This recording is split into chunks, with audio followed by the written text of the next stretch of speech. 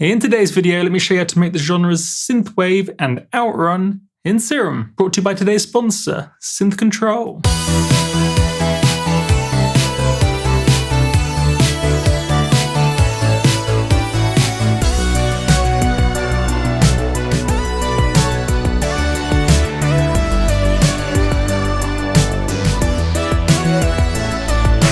We can get 10% off using this discount code here. Let's dive in. First of all, wavetable choice. We want to choose cycles similar to the standard waveforms. So cycles similar to squares, saws, triangles, and pulses. Notice how these look similar to the standard waveforms, similar to squares, saws, triangles, and pulses. Whereas these don't look similar to the standard waveforms. So we want to choose a cycle that looks like this, not this. Importantly, they don't have to be exactly the same as the standard waveforms. So take a look at this, for example.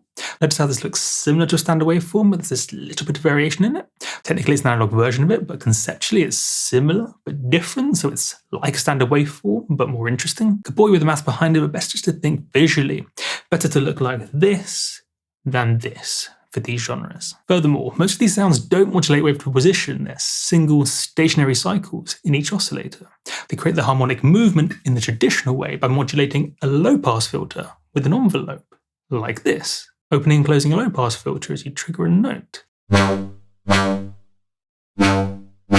if you think about it, it makes sense. This is supposed to sound like the 80s, where they didn't have Serum or Massive or any of these wavetable synthesizers.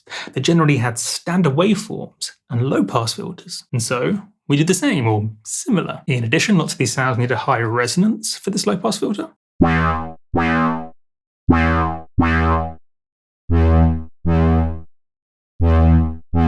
See how critical to the sound that high resonance is? We can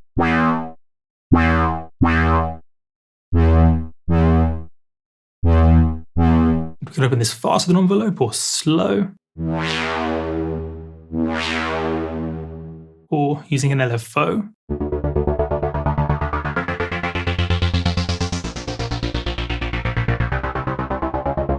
And as we normally use a low-pass filter, sometimes we use something else, such as this medium resonance comb filter, modulating the cutoff on this medium resonance comb filter.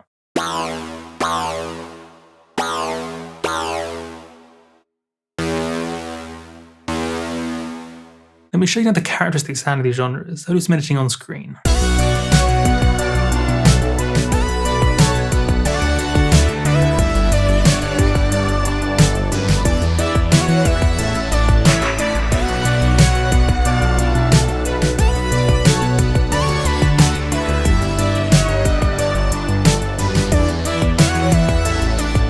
We do this using pitch bend around, say, 2 semitones, pitching it down 2 semitones, as you can see on screen. You can set the pitch bend limits in Serum here. And importantly, we need the reverb tail to be held at this -2 semitones. So when the note finishes, the reverb is still at this -2 semitones. See what I mean? If it's springs back, it just doesn't quite sound right. And therefore, sometimes we need to split the MIDI. The following notes come in right after the reverb tail. We need to split them, as you can see on screen now. So the reverb tail stays at -2 when the new notes come in. And similarly, look at this.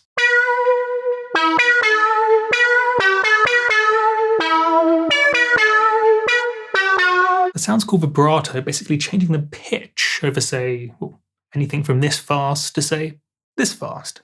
Assigning an LFO to fine pitch, changing the pitch, say, 1/3 of a semitone or so.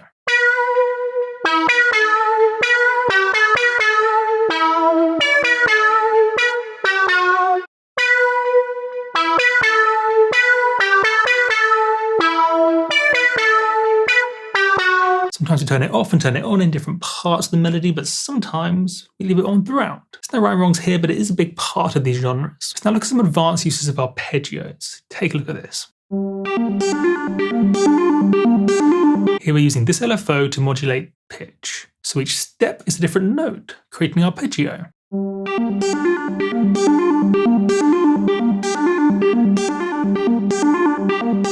But now here's what gets interesting. We can use this shape to modulate other parameters, such as, say, filter cutoff. So each step of the arpeggio has a different filter cutoff, giving each note a different sound, a different timbre.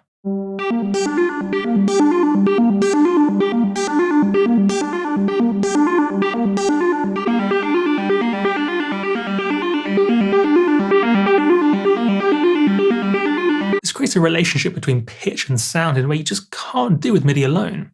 If you say drew in on arpeggio like this in the piano roll, each note would sound the same. However, if we do it in Serum with something like this, we can make each note sound totally different. In the first example, it's quite obvious. Each note's quite clearly a different sound. But we can also use this to modulate things more subtly, such as say warp or unison detune, creating this subtle variation from note to note, from step to step.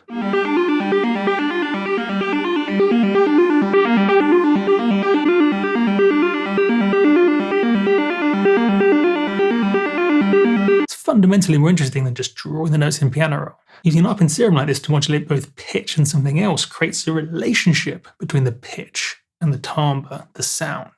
And that's interesting. Notice here we're modulating the semitones parameter with this LFO, not coarse pitch.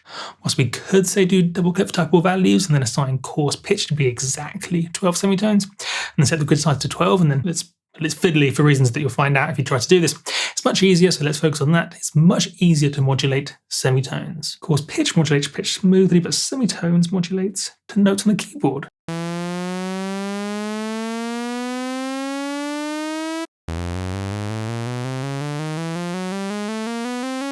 So for modulate semitones, we don't have to worry about tuning. In addition, unrelated, it can be good to add noise to your sound using this noise oscillator. Again, just like the oscillators, using a noise similar to standard, but slightly different.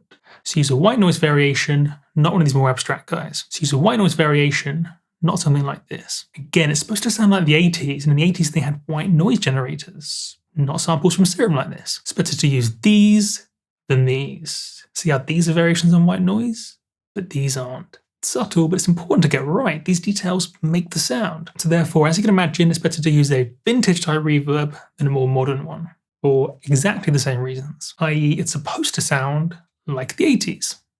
Ooh, should have worn these guys in the video for the theme of the sound. So I think it goes with the sound, this look. Certainly the t-shirt does. Don't forget about the discount code, this guy here, for 10% off if you like any of the sounds from today's sponsor, Synth Control. My name is Multiply. I'm going to leave these on. My name is Multiply. My name is Multiplier. Catch you in the next one.